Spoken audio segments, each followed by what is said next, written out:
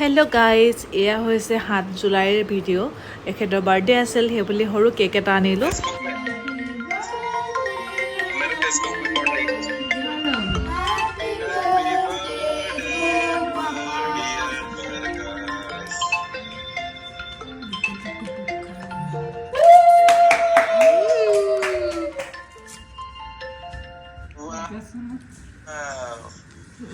Cake खा रहा है पोपो और जानो केक खाएगा भैया को केक आओ बोलो, आओ भैया आओ। এয়া নেক্সট দিনা ৰাতিপুৱাই মই দেখিছেনে এই বৰফ বনাই দিছোঁ। বৰফ মানে গ্লুকন দি মিক্স কৰি বৰফ বনাই দিছোঁ। বাহিৰৰ পৰা কিনি খোৱাতকৈ বোলো ঘৰতে বনাই দিওঁ, আৰু যিহে গৰম পৰিছে ডিব্ৰুগড়ত।